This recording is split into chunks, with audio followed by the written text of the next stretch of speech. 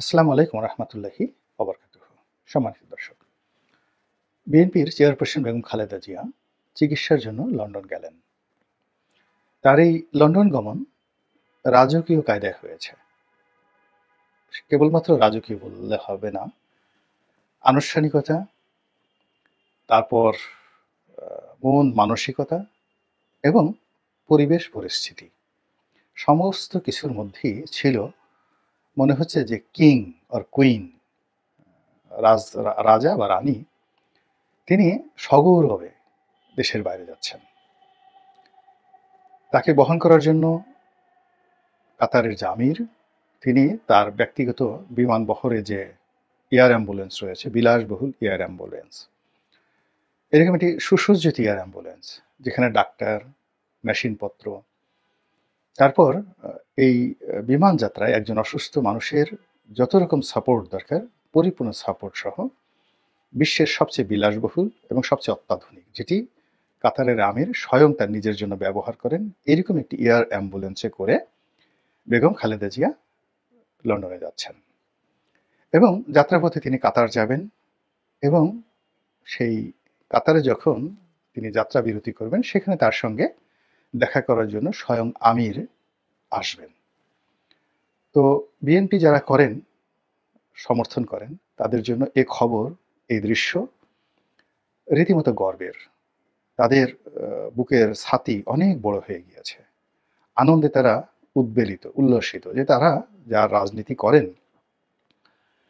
বা যে রাজনীতি করেন, সেই রাজনীতির প্রাণ ভ্রমর তিনি বেগম খালেদা জিয়া। তার গ্রহণযোগ্যতা এবং তার যে আন্তর্জাতিকতা, এটি এই সময়টিতে এসে এতটা মর্যাদাপূর্ণ হয়ে উঠবে, এটি বিএনপির লোক এক সপ্তাহ আগেও কল্পনা করতে পারেনি। যা হোক, তিনি গেলেন। যাওয়ার সময় আমরা যে দৃশ্য দেখলাম, হাজার হাজার মানুষ রাস্তার দুপাশে দাঁড়িয়ে তাকে বিদায় জানাচ্ছেন এবং আগ্রহ ভরে, শ্রদ্ধা ভরে হাত নাড়ছেন। আর জনগণের এই আবেগ এবং উচ্ছ্বাস দেখে বেগম খালেদা জিয়া, যিনি খুবই অসুস্থ এবং তার শরীর ভেঙে গিয়েছিল, এবং গত সেই আগস্টের পর থেকে যে কয়বারই আমরা তাকে জনসম্মুখে দেখেছি, প্রায় সববারই তাকে বিবর্ণ, মলিন মনে হয়েছে। তার হাত বাঁকা হয়ে গিয়েছে, পা বাঁকা হয়ে গিয়েছে, মুখ তার কিছুটা হলেও বাঁকা হয়ে গিয়েছে এবং কথা বলতে তার খুব কষ্ট হচ্ছিল। কিন্তু এই যে রাজকীয় সম্মান এবং মর্যাদা, এই মর্যাদার পরশে তিনি মাত্র ৬-৭ দিনের ব্যবধানে, অর্থাৎ যখন তার লন্ডন যাওয়া চূড়ান্ত হলো এবং তাকে বহন করার জন্য যখন কাতারের আমির যে তাকে তার জন্য এয়ার অ্যাম্বুলেন্স পাঠাবেন, এই খবর তিনি যখন জানলেন, তার মধ্যে কতগুলো প্রাকৃতিক পরিবর্তন এলো। প্রাকৃতিক পরিবর্তনের কারণে আমরা দেখলাম যে তিনি যে সময়টিতে এয়ারপোর্টে গেলেন, তখন এই গত কয়েক মাসের মধ্যে তার চেহারার লাবণ্য চমৎকার ছিল এবং তিনি বলতে গেলে প্রাকৃতিকভাবে সুন্দর হয়ে গেছেন। তার মনোবল বৃদ্ধি পেয়েছে এবং তিনি তার যে চিরাচরিত হাসি, তিনি যখন অসুস্থ অবস্থায় হাসার চেষ্টা করেছেন, তখন সেটাকে কান্নার মতো মনে হয়েছে। কিন্তু বেগম জিয়ার যে একটা ঐতিহাসিক হাসি রয়েছে, দ্য স্মাইলিং ফেস, তার এই ৭৯ বছর বয়সে এই বিমানে তিনি বসে, অর্থাৎ কাতারের আমিরের পাঠানো বিমানে বসে তিনি যে হাসিটি দিয়েছেন, অথবা এয়ারপোর্টে ওঠার আগে মির্জা ফখরুল সাহেবের সঙ্গে কথা বলতে গিয়ে তিনি যে হাসি বিনিময় করেছেন, ওটাতে তার যে চিরাচরিত হাসি ফুটে উঠেছে। এটাও বিএনপির যারা লোকজন আছে তাদের রীতিমতো আনন্দের অন্যতম কারণ। এর উল্টো দিকে এখন সবাই যেটি করছে, ঠাট্টা করছে যে এ কি হলো বাংলাদেশে। প্রকৃতির নিয়মে বেগম খালেদা জিয়া যে সম্মান পেলেন, আর অন্যদিকে ১৫ বছর অত্যন্ত শক্ত হাতে দেশ পরিচালনা করার পর তিনি একটি কার্গো প্লেনে করে তিনি বাংলাদেশ থেকে পালিয়ে গেলেন। এটা কি হলো? এবং তিনি এই যেখানে তিনি রাজকীয় মেহমান রূপে জীবন সায়াহ্নে এসে একজন সেই তার জীবনের শেষ পরিণতিতে শেষ হাসি দিলেন, আর অন্যজন পলাতক অবস্থায় গুপ্ত স্থানে থেকে তিনি যে আহাজারি করছেন, এটাই কি নিয়তির শেষ পরিণতি? এটাই কি আহ, মানুষের জীবনের শিক্ষা? কেন আমরা এই কাজগুলো করি?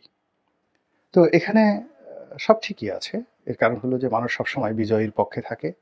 এখন বেগম জিয়ার সুসময়, কিন্তু বেগম জিয়ার বাসার সামনে যখন বালির ট্রাক রেখে দেওয়া হয়েছিল এবং তিনি তার কাজের মেয়ে ফাতেমাকে নিয়ে একটা পতাকা নিয়ে যখন পুলিশের সঙ্গে ঝগড়া করছিলেন, বকাঝকা করছিলেন, অসহায়ের মতো অনেকগুলো কথাবার্তা বলছিলেন যেগুলো তিনি সাধারণত বলেন না, গোপালগঞ্জের নাম পাল্টে দেব, এগুলো নিয়ে গত 15 বছরে বহু ট্রল হয়েছে, বহু ট্রল হয়েছে, বহু ঠাট্টা হয়েছে, মস্করা হয়েছে, এবং তাকে নিয়ে ছেলেরা মেয়েরা বহু ব্যঙ্গাত্মক ভিডিও করেছে, যেটি এখন শেখ হাসিনাকে নিয়ে করা হচ্ছে।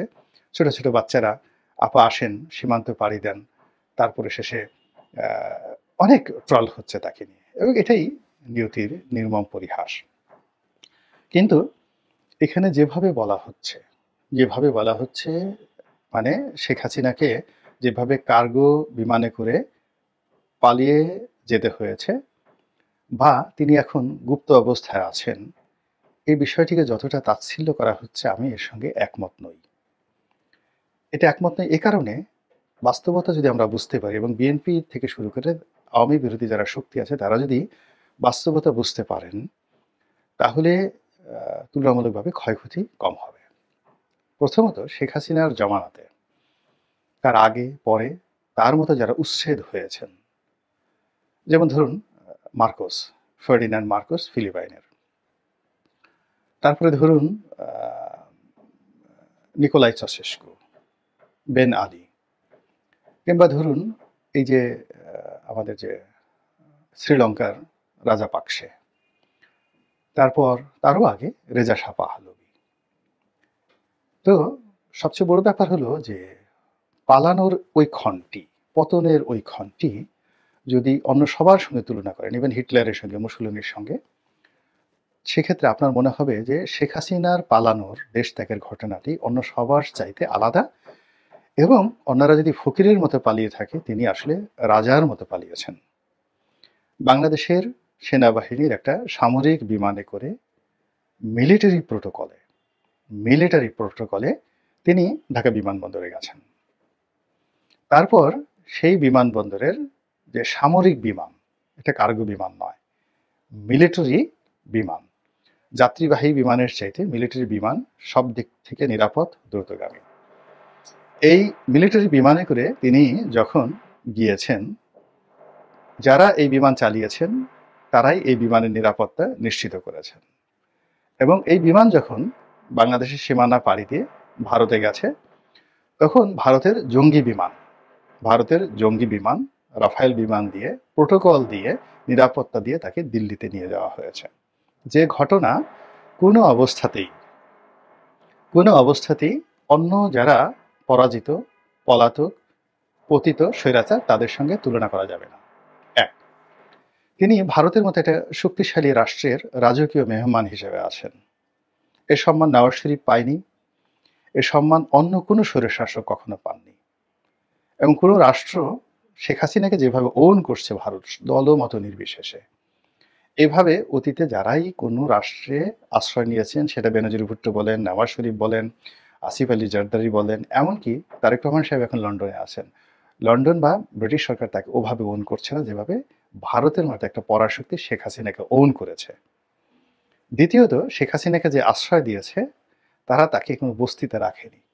রাজপ্রাসাদে জেড ক্যাটাগরির তাদের যে সিকিউরিটি, ব্ল্যাক ক্যাট বাহিনী দ্বারা জেড ক্যাটাগরির সিকিউরিটি, যেটি নরেন্দ্র মোদী, সোনিয়া গান্ধী পেয়ে থাকে, ওই ক্যাটাগরির সিকিউরিটি দিয়ে তাকে সেখানে রাখা হয়েছে, উইথ অল ফ্যাসিলিটিস।